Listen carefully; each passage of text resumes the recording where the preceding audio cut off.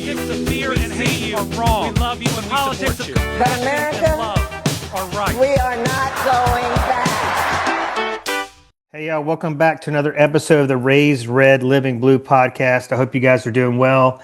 Appreciate the support and for continuing to tune in. We've got a special guest today. Marques, how you doing? I'm doing great. Thank you for having me. I'm so excited to be here. Yeah, thank you for reaching out.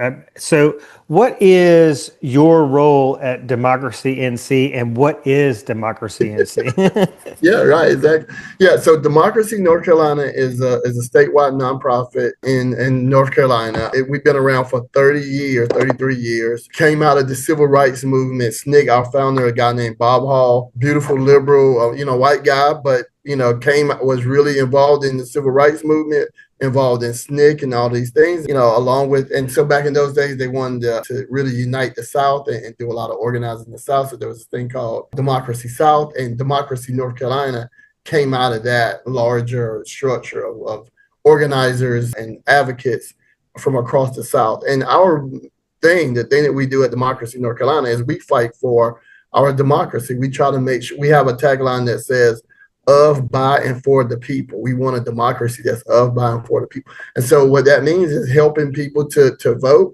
helping people to have good early voting plans, helping people to know what their democracy is doing and to fight to make sure that people have access to it. We know that historically, there are people that's been shut out of our democracy, Black people historically, but we find young people often aren't at the forefront. They often get discriminated against because they're young and this kind of thing. And so we fight to make sure that everyone has access to the vote and can access their democracy.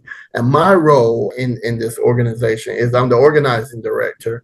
So that means, we've got 6 organizing regions. We got 5 currently staffed all across the state from the west to east to the west. And we organize people locally to fight for their democracy, whether it be for early voting plans locally, or whether it be trying to make sure that laws and things aren't passed or ordinances aren't passed that hurt voters, and make sure, number one, that people know about what's happening in their democracy. When are elections being held?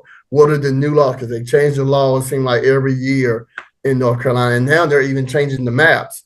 So we have to have an informed electorate. And so we work hard to make sure that people know what's going on in their democracy, so it will work for them. So that's a short view. Is it your full-time gig? Is this something you work on full-time?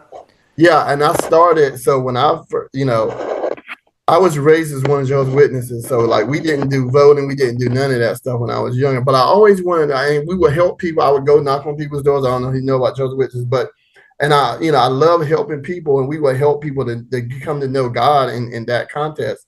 But we didn't really help people like with their material things and stuff. So I always wanted what's going on with this? Why aren't things better for people? And as I got older and got away from that religion more, I saw that, politics was one reason why people struggle, and the way that our leaders, don't work for the people. And the reason why they do that is because our democracy has problems in it where it allows them not to care about the people that they're supposed to be representing and not to really represent them. And so I got involved, and as I saw that, I started volunteering and trying to learn about organizing. And I there was a job opening, and I applied for the job, and I didn't get it, but I didn't care because I still was, I was, willing to work for free. And so I kept on. I was kind of like the right-hand man of the person that they did hire. I mean, and they'll tell you that themselves. And then when that person finally left, I said, well, I'll try it again. And I had learned a lot and grown a lot, and I was the right man for the job. So that was me becoming an organizer, getting on staff. And now, so that was 2016. And about 3 or 4 years ago, we had an opening for the director. And so, I volunteered for it. Well, I had been in a leadership structure before then as an interim and whatnot. So I applied for that and got it. So I went from doing this for free, years ago to now, it's my full-time job. And not only that, I get to lead other people that do the work that I used to do. So it's a full circle. I love it. Well, it's really important work. I was just this past weekend at a Democratic political event. It was around a kickoff campaign for Doug Jones for his bid to run for governor or seek the Democratic nomination for governor in Alabama. And it was really a town hall kind of community dialogue setting, but there were there were black residents of this Alabama town in attendance who were telling stories about when they have shown up to the polls to vote or shown up Mhm. at a voter registration location, that they were asked to do way more than just like Yeah. provide an ID, like they were quizzed. Yeah. I think they were trying to be intimidated. Yeah. They were asked questions about the Constitution, the Bill of Rights, the Mhm. Declaration of Independence, and they're like, "I didn't realize you were you had to know all this stuff to register to vote."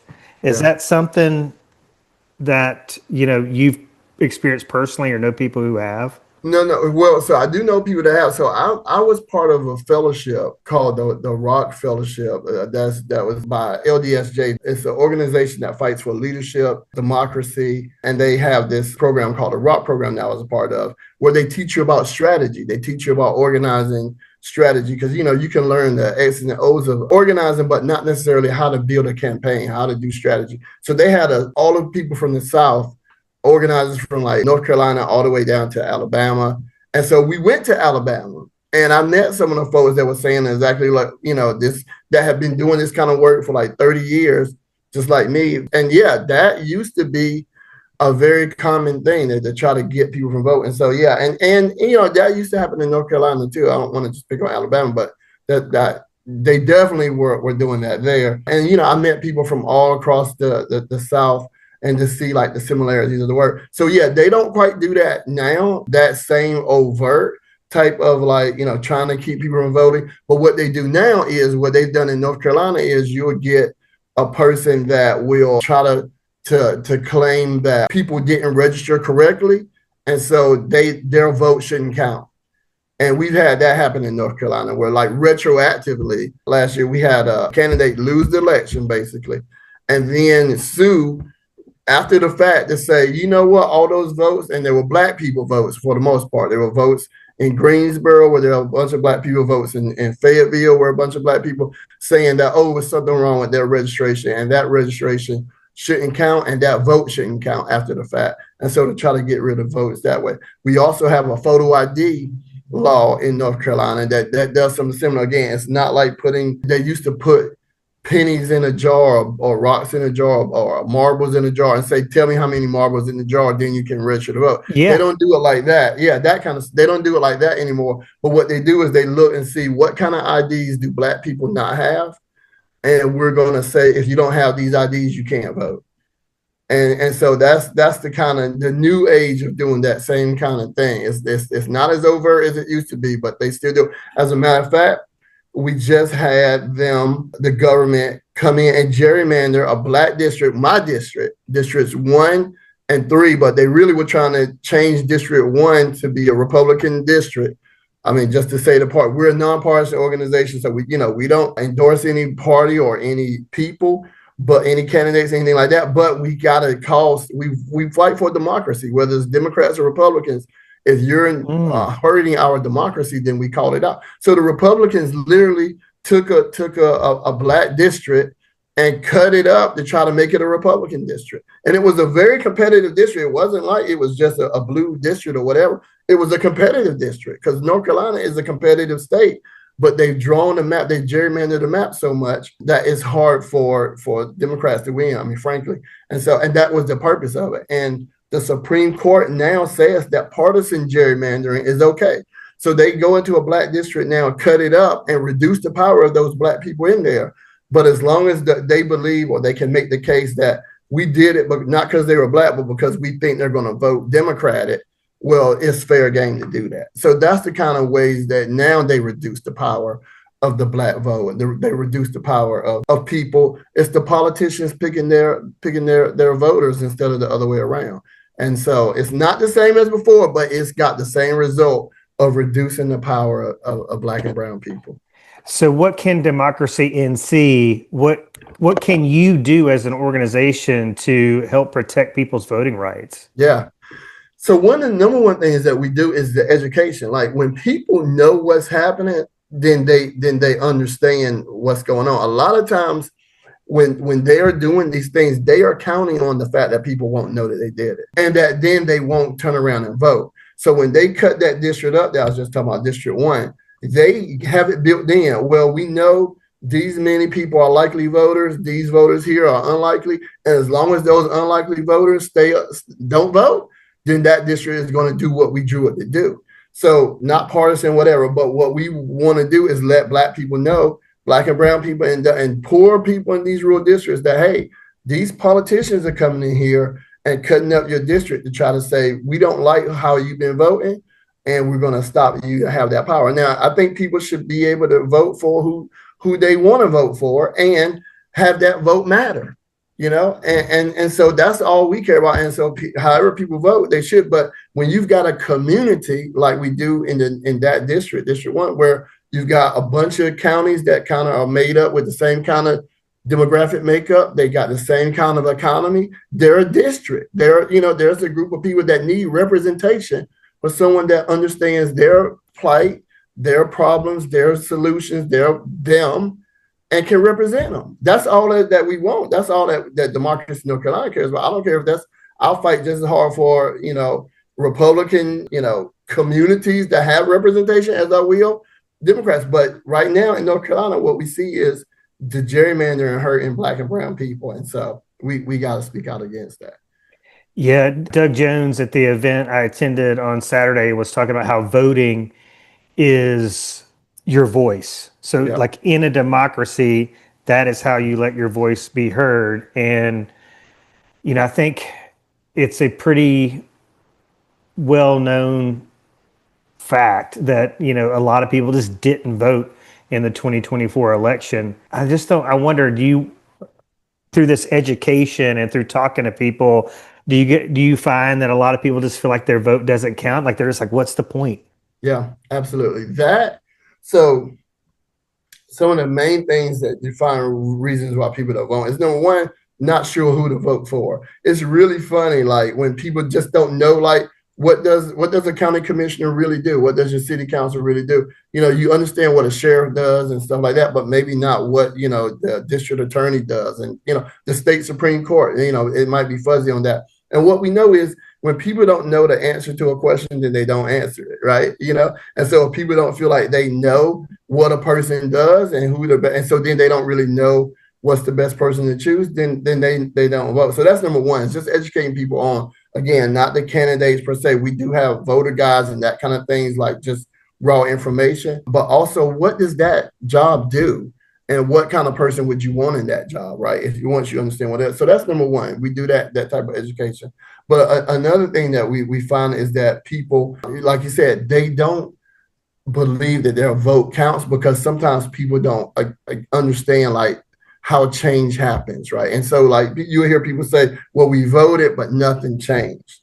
And that's a real problem. Mm-hmm. And part of it is because the people aren't quite sure, like, well, what's the thing that you want to change and who's the person that you can hold accountable to change it, right? And so those are some of the things that we're teaching people. It's like, what is it that these positions of power do? And how can you access them? How can you talk to them? How can you let them know what you want them to do and hold them accountable to doing that? Because democracy is more than just voting. It's also, knowing it's about understanding what's going on, and then it's about accountability. And so as we help people to do that, then you can see people's attitudes around voting change because they understand, they have a fair expectation of what it means to vote and the power that they have when they vote. Hey, fellow Blue Dots, don't forget you can find all of our episodes on Apple Podcasts, Spotify, and YouTube. Please hit that subscribe button and we would love a review.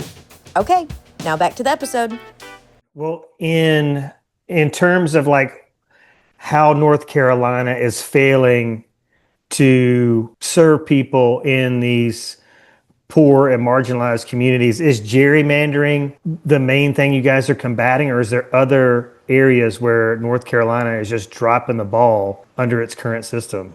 Yeah, I think you could probably say that gerrymandering was the biggest problem as far as like, because on the state level, again, you've got districts that are drawn in such a way that those people don't even really relate to one another, right? So then you've got people on the coast and you've got people in the middle of the state, they got the same representative. So trying to come up with like what that district really needs to improve it is hard when you've got it that way, and no one person can cover all that territory and really have accessibility to all those different people on a state level. Our state representatives get a real small salary.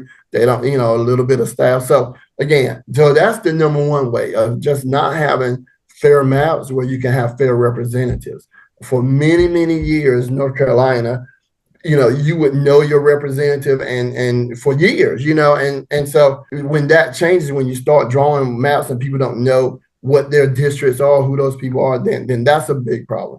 But then we also have the way that North Carolina's failing is like other laws that make it harder to vote, like photo ID, like changing the early voting sites. So here's the thing that they're doing, like that they've done recently, is they shortened the mail-in ballot time frame. So it used to be, if you're going to vote by mail, and that's a lot of older rural voters, right?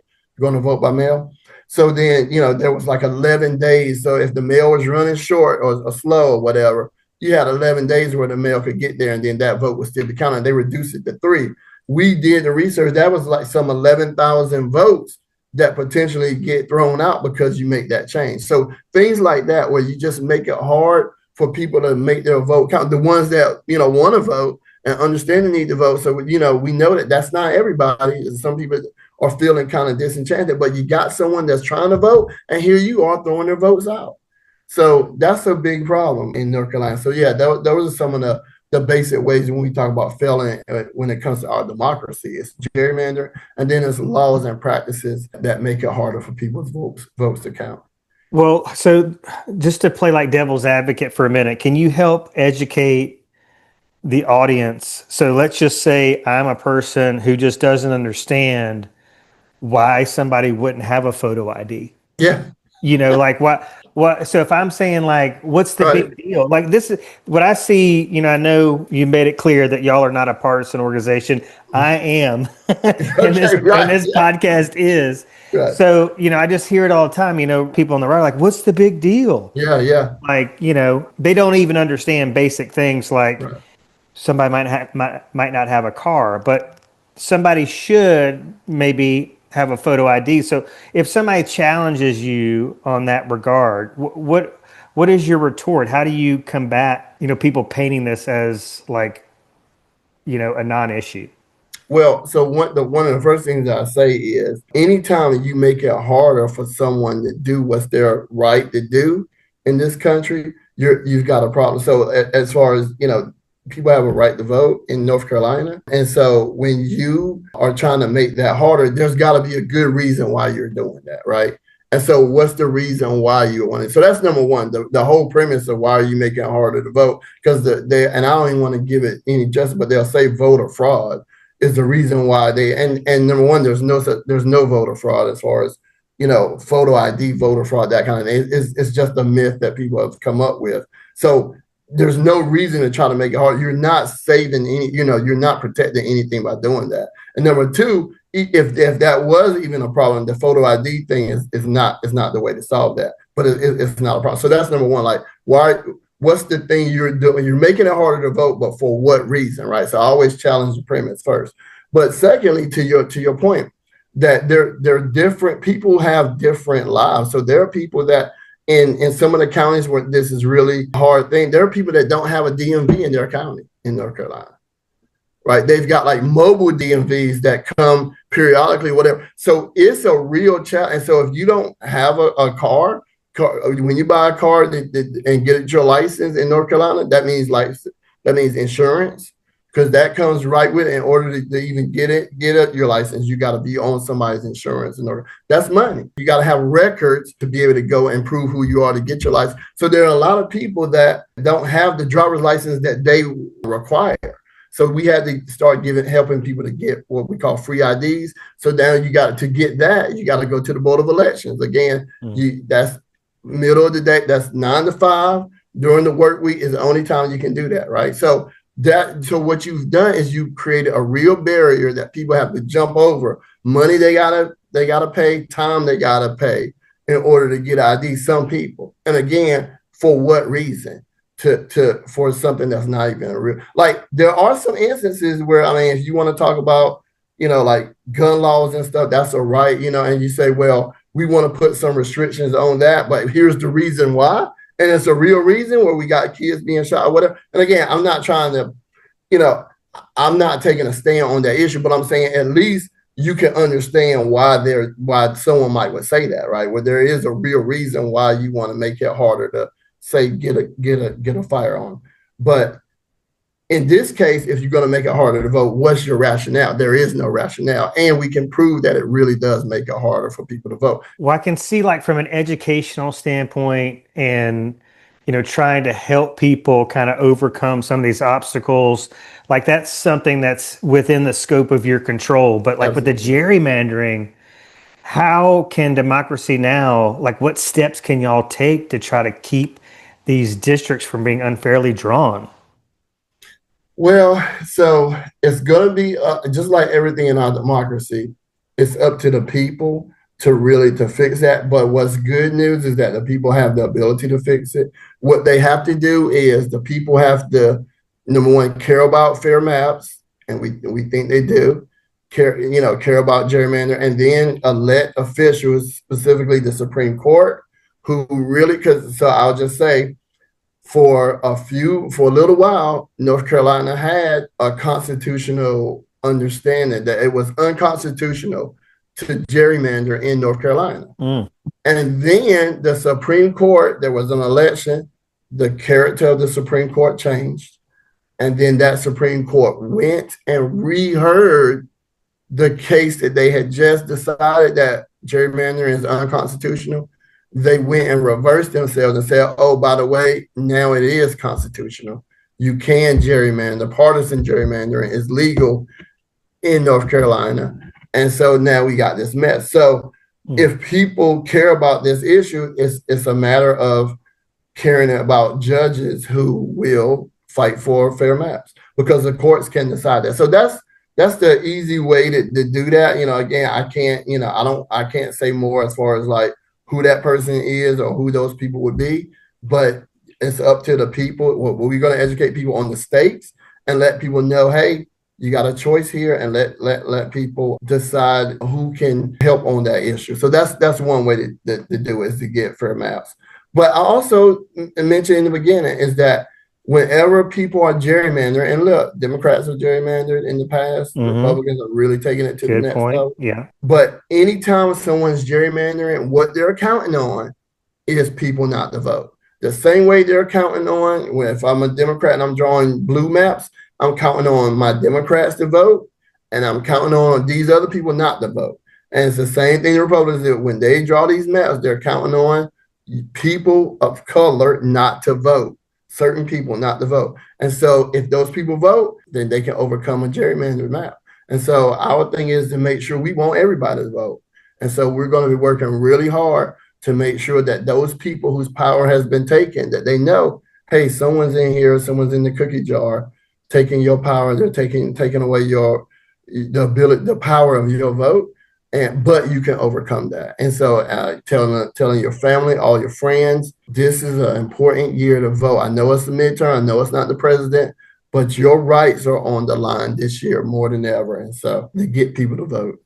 Well, that's what we're hearing at political event after political event, is that 2026, this is a pretty bold statement. I heard it recently, that 2026 is as important an election year, or just it's as an historical of a year as like the 1960s civil rights movement. Like we're at one of those crossroads in our history. But so in addition to you're educating the people, you're trying to get them to educate others. So it's like a grassroots campaign. But in addition to voting, how do you encourage people to make their voices heard?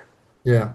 So another thing we're doing this year, and we always doing this, but we're going to take it up to the next level next year, is the rebuild community. Because one of the things that we see happening is that people are so individualistic now. We had ICE show up in North Carolina. We had all kinds of stuff. And so, but what happens when those things happen, it reminds people that, you know what happens to my neighbor, it hurts me too. If something is going on with my neighbor, I can't just say, well, that's them over there. because it affects all of us, And so we've kind of had that mentality a bit in this country, a bit where, you take care of yourself, you only focus you and yours, and we got to get away from that. So one of the things we're doing, and in addition to voting, is building back community again, having more spaces where people can come together, fellowship, not just with people that you agree with on everything, but making it a bigger tent where people, a community can come out together and realize, you know what, we're not so different after all, but we do care about fair representation. We do care about our democracy. We understand that, like, if we don't have a good democracy, the only other avenue we hear politics is just war of another means, right? So we don't want war, right? So then we got to get our democracy to work, and it's got to work for the people. Well, is it a fair statement to say like organization is like the primary tool of a grassroots movement? Oh, absolutely. Get people organized, empower people. I mean, Absolutely. how are you able, or what are some of the tactics you guys are using to organize people? I mean, I think you mentioned a little bit about, getting in the community, having local meeting spaces, but what are some other things that you guys are doing that's really proven to be effective? So, I mean, we do the tried and true, phone banking, and we do some canvassing, and we do all of those type things. But again, the more innovative things that we've been trying to do, and again, going to ramp up this year, is the things like bringing people together around like a shared understanding. And I'll say, so when I told you I was a volunteer for many years with Democracy North Carolina. So 17 years ago, there was this training that I took called Pathways of Power. This training changed my life. It was a 2-day training. Wow. And what it really did was it showed about how all of us have power as individuals, but when we work collectively, then we have the maximum power. That's maximizing citizen power. And so it just kind of it showed me anything was possible if we just work together better. But this year we brought it back. It was such a full circle moment for me, because that meeting, that training is basically why I'm here now. And so then to bring it back, because there's a lot of hopelessness this year. There's a lot of people saying, what kind of power do we have? And so we thought it was important to remind people, no, regardless of who is in office, if they think they're a king or not or whatever, the people always have the power in America. And you've got power, and you've got to use it. And together we can do anything. If we use our power collectively, there's nothing we can't do. So that is a big push that we're doing, just reminding people that the sense of their power that they have, they still got agency. And when we use it, we can get what we want to get done. Hey, fellow Blue Dots, we would love for you to connect with us on social media. We're on Instagram and TikTok at Raised Red Living Blue. Okay, back to the episode. So is this just a basic definition of democracy now? Is it like a grassroots forum?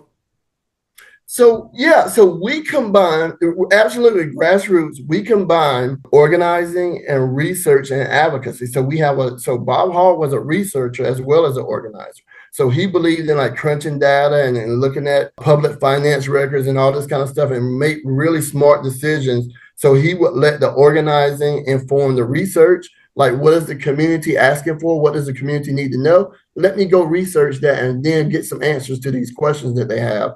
Where do we need to put our resources? But then you also let the research turn around and inform the organizing. Like, where do we find the most unregistered voters? Where do we find, and that kind of thing is where we know how to use our efforts. So there's always, and then we've got advocacy or comms communications where we get the word out to the public about what's going on. So we've always been kind of a three-legged stool at Democracy North Carolina, but at our core, you're right, we're a grassroots organizing, organization that fights to change the power dynamics in the state and how power is relating to the people. We want to make sure that the people's voice is elevated in our politics. Well, one thing, like in terms of, you mentioned data, one thing that I think to me is like the most striking data you can review is the actual voting numbers. Like you look at these, like not a lot of people are voting, and then the winner, it may be 300 votes, maybe 1,300 votes that they're winning by. These margins of victory are so tiny. Yeah. And then you could look at somebody and go, listen, like if we had 2 more people come out and vote, because you could study, hey, what has this elected official done in That's their time in office? And if it's been disastrous, you can say, listen, if we just had a couple more people come out and vote, we could have stopped this. It's wild. But yeah, that's one thing I look at. I'm like, golly. And then, of course, with the recent race in Tennessee with, was it Afton? Yeah. But they were talking That's about how right. she got smoked and, it was a marginal amount of votes. So it's crazy. All right. So when you think about North Carolina 10 years from now, what is your vision for the state? Yeah. So number one, I would love for us to have either something like an independent redistricting commission. That's something we've been working on here with the partner organization, NC Counts and others like Common Cause and all these organizations. So that would be a really cool thing where we can take, again, we talked about gerrymandering being a problem. We take that power out of the General Assembly, give it to the community and let them have. We've had, the nation has a couple, I think Wisconsin or is it Iowa? There's one in California, which, recently they had to change because of what's been going on. But we can have that in North Carolina where the public helps to draw the maps and the public. And again, North Carolina, although partisanship exists, I'm not even shocked, but if you go to these redistricting hearings and stuff that we've had, you'll see Republicans and Democrats saying we want fair maps. It's great. It's the politicians that don't want to do it. It's not the people, because the people understand they want really representation. They want to have a person that they know represent them in Raleigh, in the state. And so they don't like gerrymandering either. So it's not a partisan thing always. I mean, yeah, of course, there's some that are in favor of it, to be sure, on either side. So an independent redistricting commission would be great in North Carolina. But also, I would like to see something that's a bit more radical. We've got same-day registration here in North Carolina. Democracy North Carolina, some 20 years ago, spearheaded that work to get that possible. I'd like to see us have that election day registration, where you show up on election day and you want to vote. You can, prove who you are, whatever. They'll have to have some kind of mechanism for doing that. Then you ought to be able to vote too. And what's crazy is I just saw a study. I think Common Cause did this study that says 70% of Republicans support that idea. Oh, I wouldn't doubt it. Yeah. Yeah. People want to vote, man. I mean, it's just the craziest thing in the world that folks, that we've got, a political party here that, or we've got politicians that are trying to keep people from voting. I mean, people want to vote, man. So I would love to see that 10 years from now. Those are two policy things. But outside of that, what we're building, talk about this forever, is centers of democracy in every county. Man, I would want us to have a Democratic coalition in every county that monitors your board of elections, that monitors your city council, that monitors your county commissioners, and that the people have a source of power outside of the government to hold the government accountable. That's something we've been building, and we need to expand that all across the state. So in 10 years, yeah, that would be pretty cool to have that done. I could retire and feel good about it. That would be so awesome. Well, my last question for you is, how do you want people to feel about the leaders who represent them? And, one of the things I'm seeing right now is that and I think we've kind of touched on it a little bit in this interview, but people are getting elected that don't see all of the citizens in their district as their constituents. Yes. It's like they're so partisan. If you're a Democrat or Republican, they don't feel like they serve you. Yeah. And we definitely have the majority of our leaders that are not representatives of all the people. But how do you want people to feel about their leaders who represent them outside of just being heard? Yeah, those leaders are not for you, then that's bad. I think that, like you said, a lot of people feel that way. The way I want people to feel, I want us to have leaders that are truly of the people. So one cool thing that happened this year, and again, we can't endorse anybody, whatever, but in several communities, municipal elections, local organizers ran for office and won. Wow. Yes, and in Fayetteville it happened, in Greensboro it happened, and a couple other places. We had one in a couple in Greenville, North Carolina. So And we seeing that more and more on a municipal level. And the reason why that's cool, again, and municipal, the reason why that's cool is because those people that ran and won had relationships with the people. The people knew that they were for them, and they weren't for like money. They weren't for like none of that kind of stuff. They were for them, and they had proven it over the years.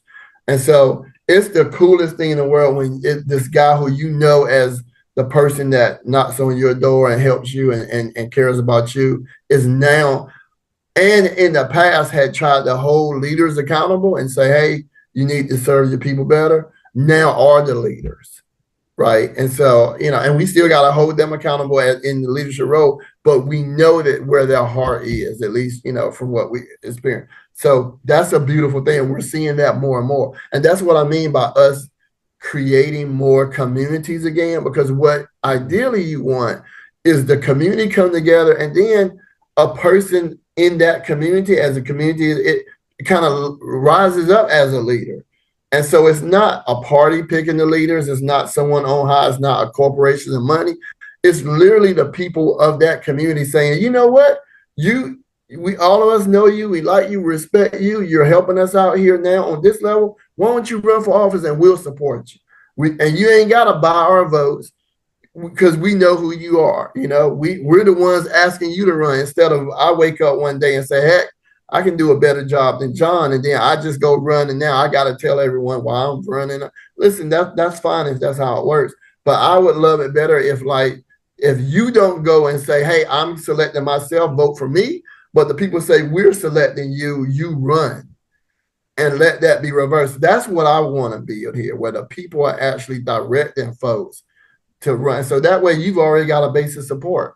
You don't have to build a support. You literally can say, the people asked me to run, and then who you need to work for, and you're not accountable to anybody but the people who put you in office. I want to see more of that, and that's what we're going to be working toward for the next 10 years. Well, how can folks listen to this podcast, how can we support Democracy NC? So what can we do as the people to support you? And then what would be your recommendation to people if they're looking to get involved? Like what's the first step they take? How do they get started? You can always go to democracync.org, and there you can. So if you don't live in North Carolina, and whatever, we've had people phone bank, from out of state and all of that. That's good. But we always say, you can let your money work for you. We are a nonprofit that, you make a donation to us, you can best believe we're putting that to use in the community somewhere. So that's one thing you can do, is to donate up to us at democracync.org. But also, like I said, if you're from North Carolina and you want to get involved, that we've got what's going on now, how you can volunteer, all of that, events that you can go to, that kind of thing. And again, if you're even out of state and you want to phone bank with us or do some of the things from out of state, you can do that as well. So go to democracync.org, and there are all kinds of ways for you to get involved. And I also would say this, make sure, I'm telling you, it always surprises me when we have a meeting. One of the things we do is we say, make a list of 5 people, whatever it is, right? And then we're going to look them up and see if they voted. People are always surprised by the folks that they know that don't vote. Wow, what a good point. And so one thing you can do right where you are in your state or whatever is, man, let's make sure that anybody in your circle that you can take responsibility to make sure that they, and we're not saying, just vote just for the sake of voting, but what's the issues that they care about, and help them to just know, oh, well, you care about housing, well, here's the people that, on the state level that might, maybe can affect housing, so that people know what's going on in their democracy and are willing to vote. That's something that we each and every one of us can do. That's fascinating. I wonder, these are conversations that your folks have at Democracy North Carolina. They'll call people. Will they call people and go, hey, I noticed you didn't vote? Yeah. Why is that? Exactly. So one thing we would say is we would ask people, how can we help you to vote this upcoming election, right? Or we'll ask people hey, so, what's a barrier that you've ever had for voting? We might not let them know, hey, I know you didn't vote, But like, what, how do you feel about that? What's hard about voting for, whatever, and just kind of because what we don't want to do, we don't want to preach and that kind of thing, but we want to hear and understand, like, where are they at with it? Like, are they disillusioned? Or do they just not know? And like figure out I've got this chart where it's like, people are either they don't know, then they need information. They don't care, then they need to understand the stage. Maybe it's they can't. We talk about time and money. Maybe it's man, it's hard for me to get there. Hey, I'll give you a ride to vote. So you find out what's the barrier, and then you can help them overcome it. Is how we get people to do it. I love that so much. Well, Marques, I really enjoyed this conversation. I want to applaud the work that you're doing. I mean, this is happening really all over the South, but I think all over the country. It's been predominantly a Southern issue, or you see a lot of the headlines with it being, a Southern issue. But I think like voter turnout is a national crisis that we need to address. And so, you guys doing it from, an independent place, not trying to steer somebody towards a candidate or a policy, just going, hey, what can I do to help you vote? Like, what can I help you remove an obstacle? Can I educate you? Can I give you a ride to the polls? All the above. It's just so cool what you guys are doing. Yeah, well, thank you for having me, brother, and thank you for the work you're doing, making sure that people know about what's happening. I love the title "Red's Red, Living Blue," and so thank you for having me, brother. It's been great. Well, I've enjoyed it so much, and I look forward to following you on social and keeping tabs on progress you're making in NC, and hopefully some of it will rub off on us here in Alabama. Hey, we're working together, brother, for sure. Yes, sir. All right. Thank you. God bless. Yeah, God bless. Politics of fear and hate are wrong. We love you and politics of But America, love are right. we are not going back.